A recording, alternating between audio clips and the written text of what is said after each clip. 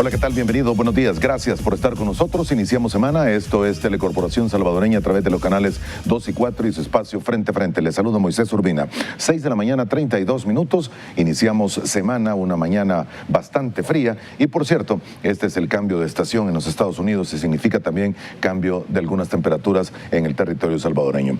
Vamos a hablar esta mañana con los presidentes de las 3 principales gremiales empresariales de El Salvador. Nos acompañan ya aquí en el estudio el licenciado Eduardo Cader, presidente de la Asociación Salvadoreña de Industriales. ¿Cómo ha estado, señor? Buenos días, muchas gracias por la invitación. Bienvenido y gracias por hacer el tiempo para acompañarnos. También el licenciado Javier Steiner, presidente de la Cámara de Comercio. ¿Cómo le va? Muy buenos días, Moisés. Gracias por la invitación. Y estamos también esperando al licenciado Luis Cardenal, presidente de la Asociación Nacional de la Empresa Privada, que se va a incorporar a esta plática dentro de algunos minutos. Una vez más, el agradecimiento que estén tan temprano con nosotros. Y comenzamos con los temas de rigor. Estamos por terminar el 2018, lo cual significa en alguna forma haber cumplido o haber dejado metas todavía por esperar que se cumplan.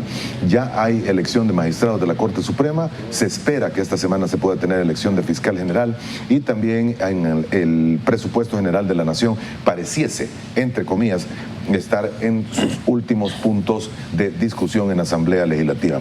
Para cada uno de ustedes, y pregunta sencilla, ¿cuál es la evaluación que hacen del 2018 y cómo terminamos? Comienzo con usted, licenciado Steiner. Bueno, yo creo que este año 2018 ha estado lleno de varios temas que han estado realmente en el top de las noticias. El tema de los magistrados creo que dilató muchísimo el trabajo que la Asamblea Legislativa tuvo que haber hecho en otros aspectos.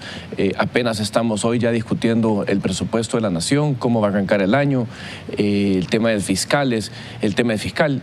Yo creo que todos estos son temas que debieron de haberse abordado con mucho mayor anticipación, pero sí hubo un entrampamiento ahí que para elegir los magistrados se tardaron demasiado. Yo creo que al final la elección se dio en términos en que todos los partidos políticos decidieron ponerse de acuerdo. Esperamos que los magistrados realmente cumplan con lo que esperamos de ellos, que sean independientes, que sean objetivos, que hagan realmente un trabajo muy profesional.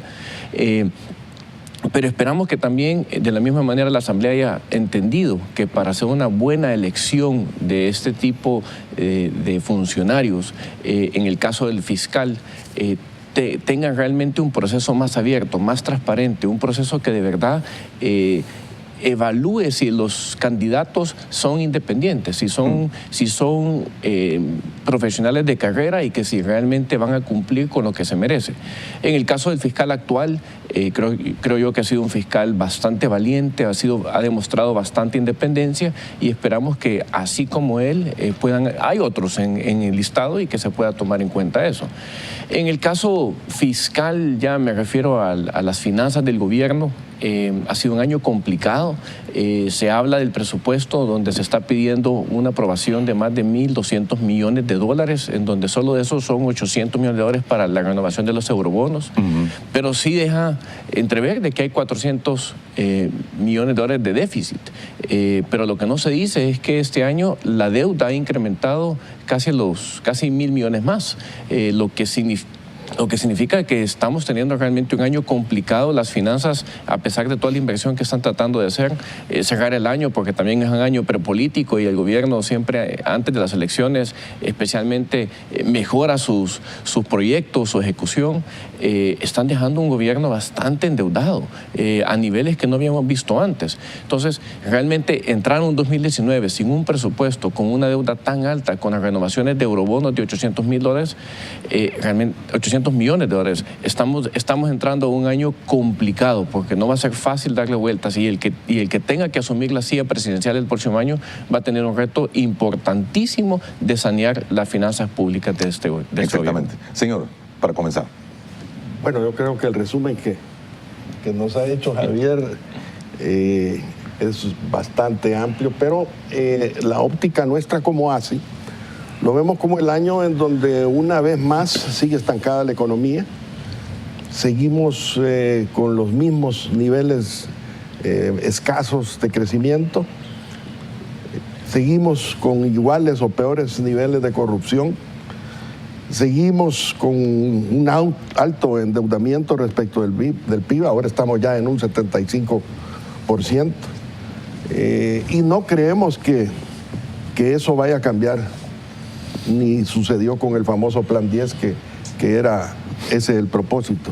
Realmente este ha sido el año de un año de mayor estancamiento, y por el otro lado un año de incertidumbre absoluta, como le menciono yo, porque tener en el año tantos procesos electorales de tanta importancia para el país generan en el sector productivo, en la libre empresa, mucha incertidumbre en el entendido precautorio, cuando vemos de que para elegir magistrados de la Sala de lo Constitucional 125 días. Transcurren 4 meses, luego de ello aparece la situación del fiscal y nuevamente nos vemos envueltos en un proceso de ese tipo.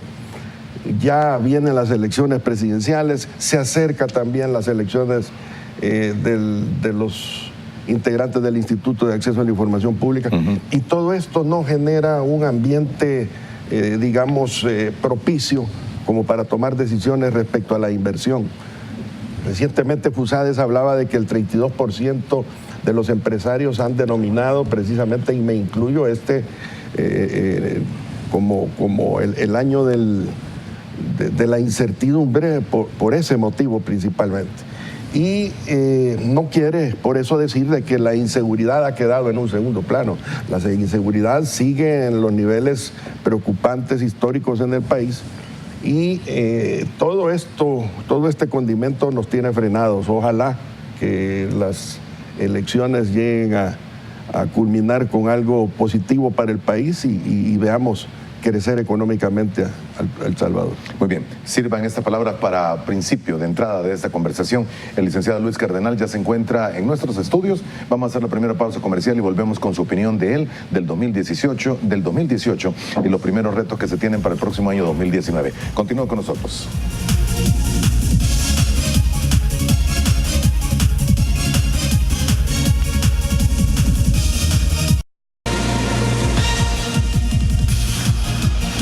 Muy bien, gracias por continuar con nosotros en la mañana de este día lunes. Ya se encuentra aquí en el estudio el licenciado Luis Cardenal, presidente de la ANEP. Buenos días y gracias por hacer el tiempo para acompañarnos, señor. Bienvenido. Muchísimas gracias, Moisés. Muy buenos días y deseándole una muy feliz Navidad a todo el personal de TCS y a todos los estimados televidentes que están con nosotros esta Prácticamente estamos a una semana. Señor, el tema con que comenzábamos precisamente con el licenciado Steiner y el licenciado Kader era conocer un poco la evaluación que se hace del 2018. Ha sido un año difícil en temas coyunturales, y lo mencionaba el licenciado Kader, sobre todo en la incertidumbre que se ha generado con la elección de funcionarios muy importantes para el país, y el retraso que ha habido en los mismos y lo pendiente que se tiene todavía del presupuesto general de la nación. Yo creo que, y yo comparto con los compañeros lo que mencionaron, los estaba escuchando, y creo que la incertidumbre continúa y va a ser trasladada al año 2019. Y nuevamente insistimos en que a la raíz de los problemas económicos y sociales se encuentra una razón política. Aquí vivimos en procesos electorales, los procesos electorales los políticos todavía no han logrado, los partidos políticos no han logrado definir una visión de nación, una apuesta estratégica, reglas de juego claras, que den certidumbre, certeza, seguridad a los inversionistas, que permitan que esto atraiga la inversión, genere el crecimiento y los empleos que tanto necesita la población. Aquí vemos, a modo de ejemplo, que si se tardaron para el 125 días para elegir a los magistrados, eso demuestra un poco cuál es la situación de dificultad para poder lograr acuerdos y llegar a entendimientos por parte del liderazgo político. Porque si en una cosa que debería de haber sido bastante sencilla, bastante técnica, bastante bien dirigida en base a los, ¿cómo es que le llamaban? Los baremos. Nos tardamos tanto tiempo porque los intereses políticos prevalecen por encima de los intereses nacionales. Entonces, eso es un termómetro que nos señala que la situación del país se encuentra en dificultades. Nuevamente, este año hubieron elecciones, el año anterior hubieron elecciones, este año estamos en campaña electoral, el próximo año hay elecciones, el siguiente año es año preelectoral para las municipales y legislativas. Y así vamos. Y así vamos. Este es el proceso constante. Y mientras, repito, como nación no tengamos una visión compartida, no tengamos una apuesta estratégica, aquí no sabemos si la apuesta es seguir exportando gente y mandando caravanas o si es en realidad hacer de El Salvador una plataforma de servicios y logística, que es en lo que nosotros creemos. Entonces es difícil ponerse a trabajar en el desarrollar y en construir ese país que permita tener oportunidades para todos.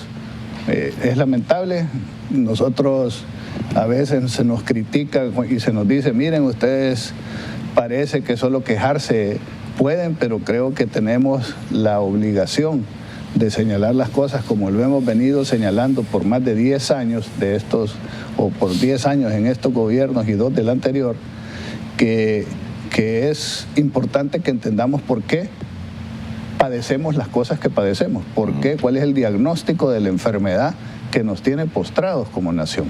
Entonces, las propuestas ahí están, todos los años en los ENADES surgen propuestas desde el año 2000, soluciones a la inseguridad. Aquí estaba revisando algunos documentos antes de archivarlo, aquí está un resumen ejecutivo de lo que se hizo con el crimen, porque fíjese que en esta campaña se ha oído de empleo, se ha oído de un montón de ofrecimientos, pero el principal problema que aqueja a los salvadoreños continúa siendo la violencia. O sea, en las encuestas, si no es el primero por sí mismo, es el segundo después de la sumatoria de todos los aspectos económicos. Es la inseguridad. Pero aquí de la inseguridad, ¿qué hemos visto? ¿Qué hemos escuchado? Muy poco. Pareciera que el problema se metió debajo de la alfombra y estamos esperando de que a los salvadoreños se nos olvide. Y las autoridades dicen que se han reducido los homicidios, pero no dicen, por ejemplo, que los desaparecidos han aumentado en el mismo número que los homicidios han disminuido. Tenemos más de 10 desaparecidos diarios, que si sumados, si esos desaparecidos resultasen, Dios nos lo permita, resultasen ser homicidios, estaríamos superando los 20 homicidios diarios. Y aún en el caso que los homicidios hayan disminuido, eso no significa que las extorsiones, el renteo, los robos, la violencia social y todo ese otro tipo de cánceres que padecemos en nuestra sociedad se vayan resolviendo. Pero soluciones pareciera que no existe, que es como, bueno, aceptemos que eso está ahí, acostumbrémonos y sigamos adelante. Y de esa manera no se resuelven los problemas nacionales. Muy bien, en tema económico, ¿cuál es su perspectiva? ¿Cómo va a terminar el año? Va a terminar como empezó, con deseos de crecer, pero sin que esa realidad se materialice. ¿Con deseos? Con deseos, sí, esperanzas de que la cosa va a cambiar, pero creo que todos los indicadores señalan y los compañeros ya han desarrollado el tema de que la economía no está de esperar a su candidato, pues ahora nos pintan un país diferente. ¿Totalmente diferente? Sí, diferente al que nosotros vivimos. Bueno, inclusive veíamos en algunos anuncios que sacan fotografías o imágenes de supuestos trabajos que se han realizado que ni siquiera son el lugar a donde dicen que los trabajos se han realizado. Por ejemplo, la remodelación del aeropuerto, no sacan la remodelación o lo que en realidad se haya hecho, sino que sacan una imagen o un bosquejo de un aeropuerto que yo no sé a dónde es, pues. O si ese será el aeropuerto, lo que piensan hacer con el aeropuerto, quién sabe en cuántos años. Pero creo que esa manera de tratar de engañar a la población no deberíamos de permitirla a los ciudadanos, porque los ciudadanos ya debemos de estar cansados de estar padeciendo tantos males y que las soluciones siempre se nos escapen de las manos. Muy bien. Licenciado Khader, licenciado Steiner, usted tenía algunos datos. Sí, bueno, yo creo que comparto el sentimiento de que el año está terminando igual de estancado que comenzó, pero igual de estancado que como los últimos 10 años. o más. El problema de El Salvador es que no estamos haciendo nada diferente, nada nuevo para realmente darle vuelta a estos números. El año pasado el crecimiento fue apenas del 2.4%. A mediados de este año la economía había crecido apenas el 2,5%, lo cual no es nada. Insistimos de que el hecho de que crezca una economía abajo del 3% es prácticamente estar estancados. Necesitamos estar creciendo una economía arriba del 5% para realmente ver cosas diferentes en el país. Pero lo preocupante, creo yo, y no quisiera ser el de las malas noticias, pero el indicador clave de la actividad económica, el IVAE, a septiembre sí demostraba una desaceleración en la economía al 1.4, comparado con años anteriores que a septiembre estaba a 3.2. Significa que sí, el país ha entrado en un desaceleramiento en estos últimos meses.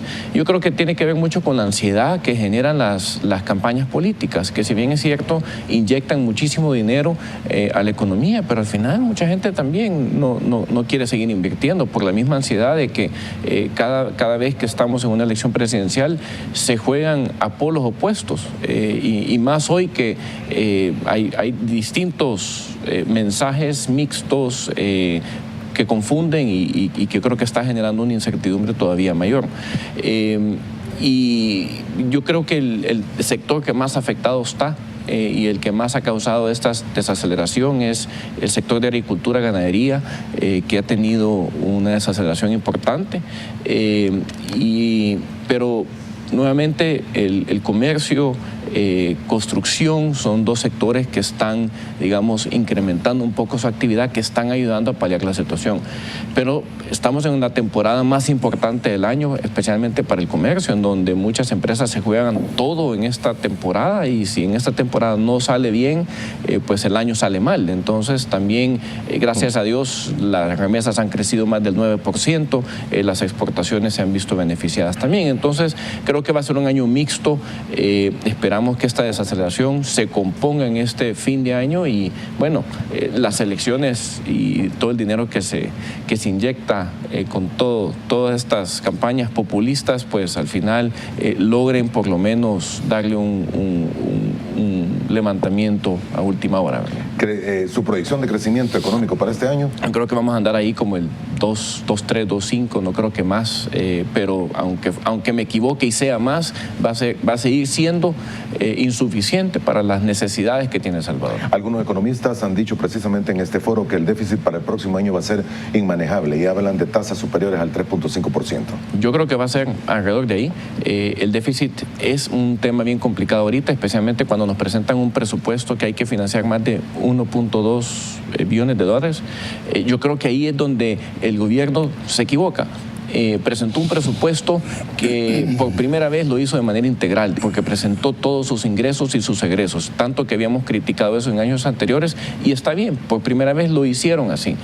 Pero donde se equivoca y donde creo que son irresponsables es sencillamente haber hecho la plana completa, que está bien haber hecho la plana completa, pero no haber hecho ningún ejercicio de austeridad, de ahorros, de haber buscado a dónde pueden subsanar ese déficit que están presentando para el próximo año. Y lo único que hacen es presentar todos sus gastos tal cual, con todos los lujos que tienen, con todo el despilfarro que han tenido, y no buscan realmente hacer algo, una fórmula positiva para el gobierno. ¿Qué es lo que están haciendo? Bueno, siguen gastando, siguen viajando, siguen teniendo una planilla muy elevada. Han contratado, en estos últimos 9 años, han contratado más de 30, 40 mil personas nuevas al gobierno. Una idea que hemos presentado ya anteriormente ha sido: sencillamente hagamos una auditoría de las plazas del gobierno. País vecino, Honduras, hizo una auditoría de las plazas y encontró que el 10% de las plazas eran fantasmas. Sin despedir una persona, se ahorraron el 10% de la planilla. Entonces, ¿cómo ideas así no las toma el gobierno para buscar paliar ese déficit que va a ser crítico el próximo año? Yo creo que también hay muchas otras áreas en donde pueden buscar una verdadera política de austeridad. Plazas fantasmas se han encontrado aquí en la Asamblea Legislativa. Yo creo que en todos lados van a encontrar. Y la Asamblea Legislativa es, digamos, la vitrina donde se ve, porque es lo que está más obvio y donde hay más periodistas. Pero acordémonos que el presupuesto de la Asamblea Legislativa es un presupuesto mínimo en consideración al presupuesto general de la Nación. Y esto que está diciendo Javier, nosotros se lo propusimos al gobierno en las negociaciones que tuvimos a inicios del periodo de esta gestión. Se le señaló y se firmó un acuerdo con el actual vicepresidente, en donde una de las medidas que se iba a tomar era realizar esa auditoría. Y dijo, sí, ya vamos a empezar, ya estamos en esa, ya estamos hablando con el Banco Mundial, pero la auditoría nunca se realizó. Y uno se pregunta por qué. Y cuando hablamos del futuro del país, vimos con gran preocupación que el FMLN y el gobierno está como preparando un plan B, que es un plan para cuando no estén en el gobierno continuar gobernando de alguna manera, como sucedió con Ortega y doña Violeta en Nicaragua, de que el Frente Sandinista gobernaba desde abajo, como decían ellos. ¿Y cómo se hace esto? Bueno, metiéndole al sector público 40.000 o 49.000 nuevas personas, las cuales después no pueden ser despedidas ni removidas, pero son 49.000 personas en donde un buen porcentaje de estas, no voy a decir todas, un buen porcentaje de estas son activistas políticos que responden a los intereses del partido de gobierno. Entonces el nuevo gobierno que llegue puede ser que llegue con las manos atadas y que muchas de las promesas que se están haciendo, sea el que sea que llegue, va a ser imposible de cumplir. Cuando tenemos un déficit fiscal, cuando tenemos un bajo crecimiento, cuando tenemos una obligación de planillas extremadamente elevada y que resulte que por más que se haga, ahorita el servicio de la deuda, de los 5.600 millones de que existe el presupuesto, y el servicio de la deuda representa 800 millones de dólares, solo atender a la deuda. Y si las cosas siguen así, la deuda, el servicio de la deuda va a subir porque nuestra calificación como país va a bajar y eso hace que los financiamientos que se busquen en el exterior tengan que pagarse un interés más alto. ¿Es real esto que me está diciendo usted, este plan B? Pues yo creo que sí. ¿Será? Probarlo, habrá que preguntarles a ellos lo van a negar, por supuesto, porque nunca lo van a aceptar. Pero ¿qué es lo que uno ve? Que si se le hace como pato, tiene plumas de pato, camina como pato y dice cuac, debe ser pato, ¿no? Muy bien. Licenciado Khader, lo he dejado usted sin palabras. No, tal vez subrayando un poquito lo relacionado con el tema anterior que se refería a la delincuencia. La delincuencia es uno de los mayores males que hay como para que el país logre despegar. Y me llama muchísimo la atención que, como en ocasiones anteriores, hoy no se ha filtrado todavía algún video o alguna conversación relacionada con los partidos políticos como para subrayar que el tema de las pandillas ha llegado a tener algún nivel de relevancia para los partidos políticos, pero en términos de votos, y eso es delicado. Cuando una fuerza política tiene que acercarse a la violencia vía una pandilla, no deja de ser peligroso por el afán que existe de conseguir los votos. Hay algo bien importante que es de donde proviene esta especulación de este servidor, y es las pandillas tienen muchísima territorialidad. Ellos mandan en cualquier cantidad de territorio del país. ¿Cómo han hecho los candidatos para llegar a esas zonas y tranquilamente dar sus mensajes proselitistas? Hay lugares en donde se tiene que pedir permiso a las pandillas para que eso suceda. Entonces yo quiero nada más subrayar eso porque nadie ha dicho nada por ahora, pero el tema creo yo que existe. De alguna forma directamente han tenido que conversar con las pandillas para poder accesar a esos territorios. ¿Qué sucede? Que se convierten en elementos de negociación y no de combate. La violencia, la delincuencia debe de ser combatida y debe de existir un plan serio como para tratar de eliminar eso. Llámesele prevención, llámesele represión, pero debe de existir un plan formal. Esa es una parte a la que me quería referir. Por otro lado, yo creo que en términos de fiscalidad, el desequilibrio que está viviendo el país en este momento ya es insostenible. Yo creo que es el momento en que los partidos políticos se sienten y hablen del tema financiero del país. del tema de las finanzas del país. El país ya no tiene futuro en ese sentido. Y tal vez me oigo un poco pesimista, pero es la verdad. Traemos ya quinquenios hablando de lo mismo y no llegamos a una solución, sino que a profundizarla. Cuando hablamos de que hay un desequilibrio fiscal del 3.7%, eso es grave. Cuando hablamos de que la deuda del país anda en un 75% del PIB, eso es gravísimo. Creo que los partidos deben de aterrizar en alguna propuesta y más bien, para no especular y hablar de la incertidumbre a la que me refería en la primera intervención, creo yo que los candidatos deberían de dibujar ahorita, en este momento, las formas en que ellos pretenden de verdad hacer crecer al país. ¿Cuáles son sus fórmulas económicas como para ya no seguir dependiendo tanto de las remesas, como para ya no seguir exportando población, como decía Luis? Debe de existir un plan formal y no a 5 años. Lastimosamente en nuestro país cada 5 años cambian las políticas y no existe un común denominador que para un plazo de 20 años nos pueda dibujar un futuro más promisorio. Todos los políticos están hablando de crecimiento y punto necesario para partida de una nación con mejores resultados. Es que eso es parte de una campaña. Nosotros hemos tenido oportunidad de hablar con los 4 candidatos y los 4 dicen eso. Los 4 dicen que somos aliados de ellos. Pero en la realidad, primero, el oficialismo en este momento ha demostrado que es todo lo contrario. Y los otros 3 candidatos deben de dibujar, como decía yo, la forma en que van a lograr ese crecimiento que todos pretendemos. Seguimos sin desempleo. Cuando no hablamos de seguridad, no hay inversión. Si no hay inversión, no hay empleo. Si no hay empleo, no hay bienestar en la familia. Y van a seguir saliendo esas caravanas de las que hemos venido hablando. Bien, quería agregar. No. Ok, tengo que hacer otra pausa comercial. Vamos a regresar en aproximadamente 4 minutos. Siga con nosotros.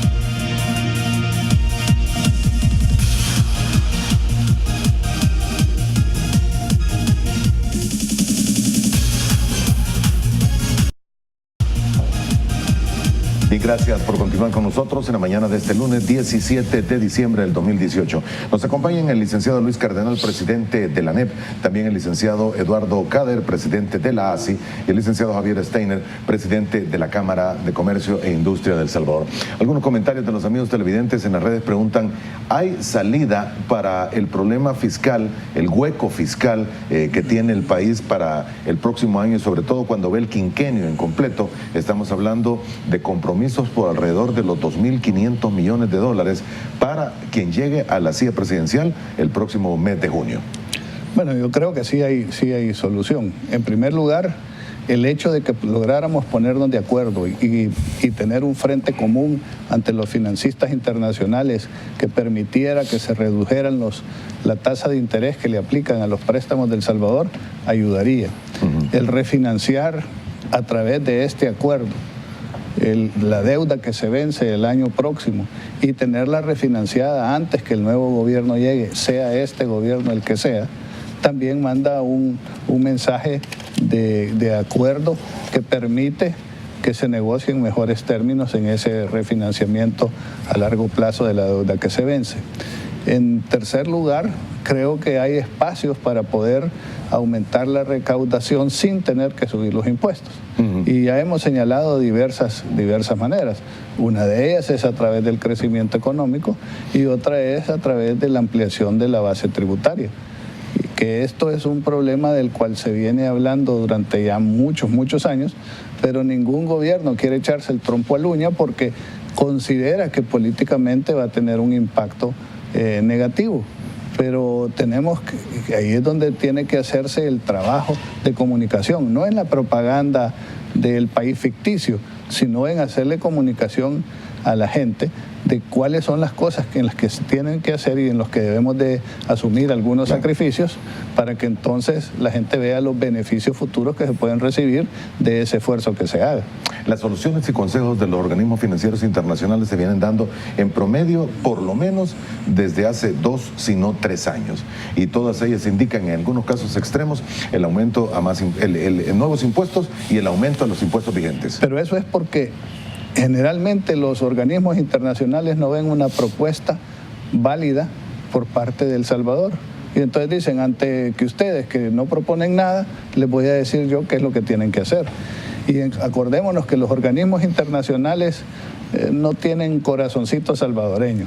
Ellos son organismos internacionales, son banca, y ellos han prestado recursos, y lo que están interesados, no voy a decir exclusivamente, pero sí están interesados en un buen porcentaje, es de que esos préstamos se paguen y que exista sanidad fiscal, pero no saben muchas veces que esa sanidad fiscal puede ir en contra de la calidad de vida de los ciudadanos, y que para tener esa calidad fiscal puedan requerirse unos sacrificios tan grandes que la calidad de vida de los ciudadanos resulte seriamente afectada. Leyenda Urbano Realidad, se habla más de 40.000 plazas en los últimos, por lo menos en los dos últimos periodos presidenciales. Eso es cierto, ciertísimo. ¿Estará confirmado? ¿O no, claro, no es un ataque de partidos políticos? Sí. Está confirmado. Lo venimos señalando desde el gobierno anterior, de que gran parte, porque uno se preguntaba si han aumentado los ingresos, si han aumentado los impuestos,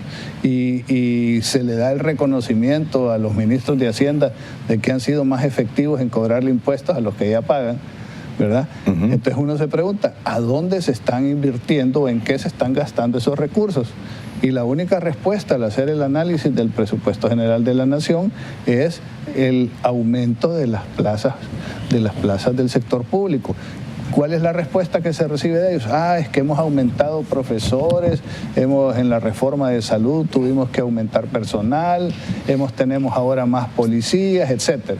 Y esa pudiera ser una respuesta si viniera acompañada de un resultado favorable. O sea, miren, estamos gastando más en seguridad y tenemos más gente en seguridad, pero la seguridad sigue estando igual o peor. Si se hubiera compuesto no tendríamos nada que decir. Decíamos, bueno, está bien. En salud, dicen, bueno, se está gastando más en salud, pero la gente está sin medicinas. Hay 3 o 4 personas en el suelo y 2 por cama. Y los hospitales no están prestando la calidad y la calidad del servicio de salud que se requiere. En educación igual. Entonces, ¿cuál es la conclusión a la que se llega por lo que uno ve en el campo?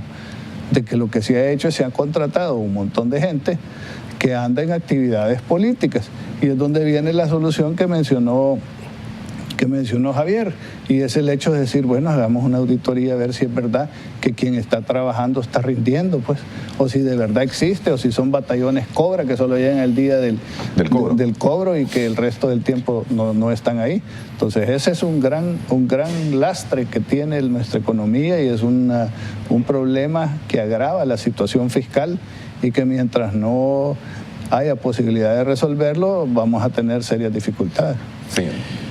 Datos concretos, y estos son datos oficiales del mismo gobierno. La planilla se incrementó de 120.000 aproximadamente a 160.000 aproximadamente.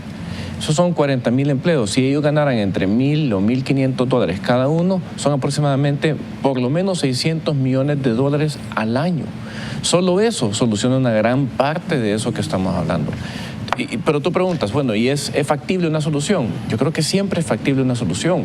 El problema es que entre más nos tardemos en implementar una buena solución, más difícil va a ser y más duro va a ser para todos los salvadoreños esa solución.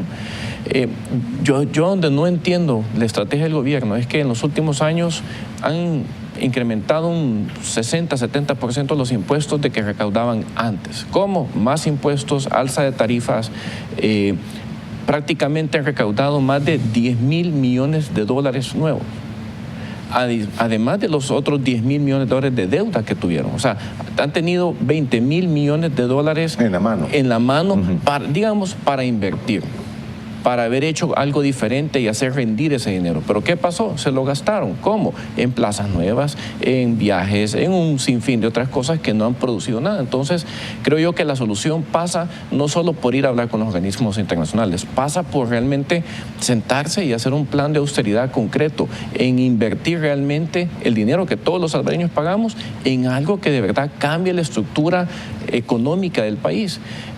Estamos pagando impuestos altos, y voy a poner un ejemplo.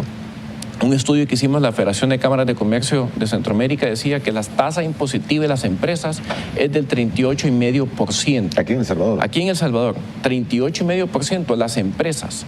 ¿Cómo se traduce eso o cómo se compara eso más bien con países desarrollados del mundo? Es exactamente el promedio de los países desarrollados del mundo. Pero ¿qué pasa en El Salvador? Que los servicios que recibimos a cambio de esa tasa alta son de tercer mundo. O sea, estamos pagando impuestos de primer mundo para recibir servicios de tercer mundo.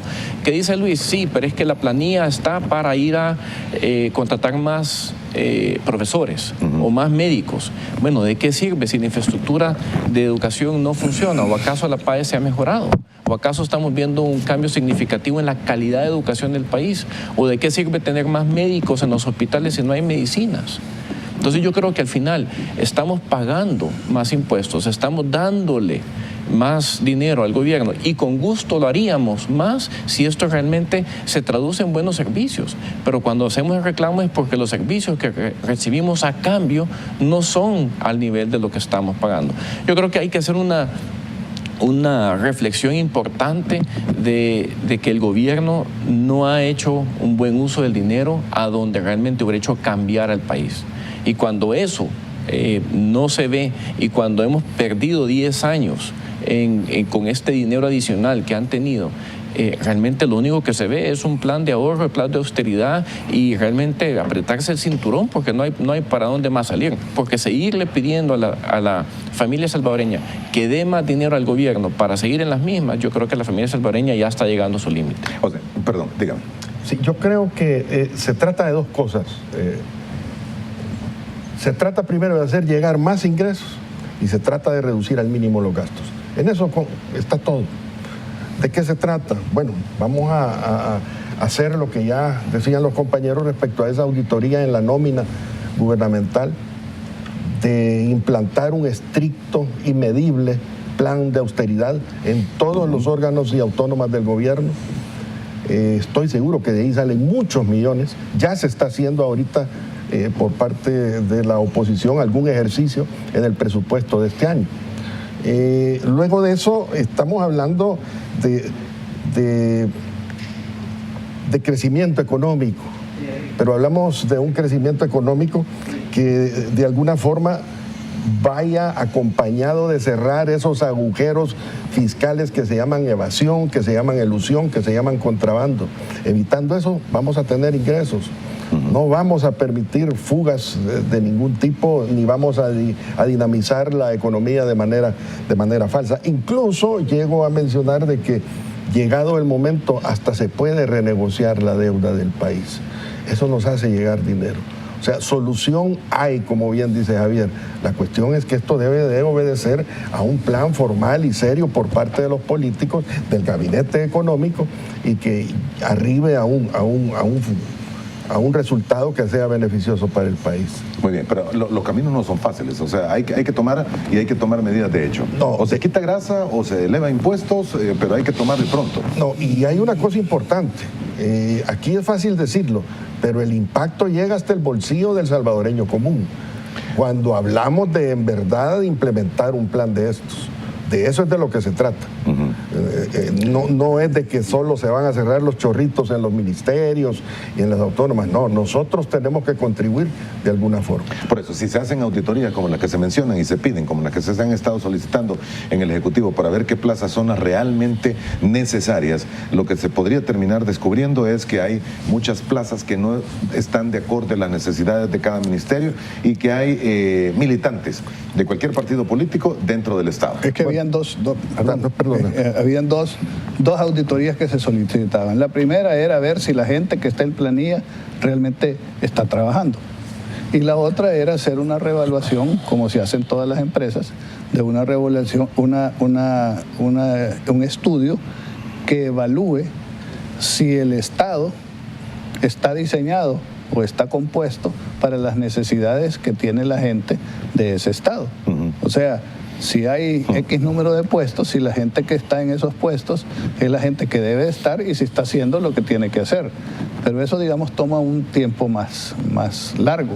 Y por eso decíamos que la primera etapa es por lo menos sincerarnos de ver quiénes están ahí haciendo su trabajo y quiénes están ahí haciendo el trabajo de los partidos políticos como activistas y quiénes son los que representan, porque solo date cuenta de esto. Tenemos conocimiento, por ejemplo, No sé si en los otros partidos así será, pero en el frente todo funcionario que esté en el, o sea, todo miembro del partido que está en el gobierno tiene que darle una contribución al partido, que va desde el 10 hasta el 30%.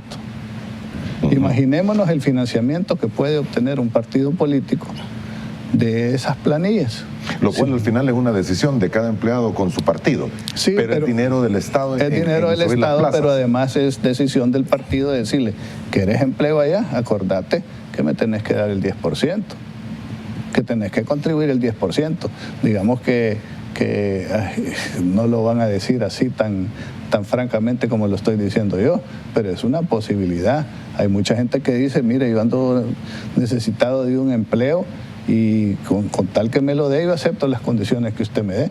Hemos visto en la Asamblea Legislativa que hay asesores que firman un recibo por un salario de $3,000 y $1,500 le regresa al diputado y él solo recibe en realidad para él $1,500.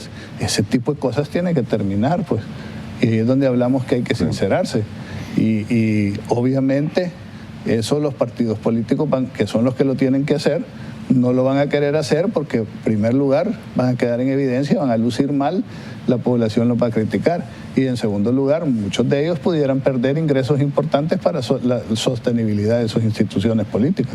Okay. Pero soluciones a corto plazo. Soluciones a corto plazo hay, repito.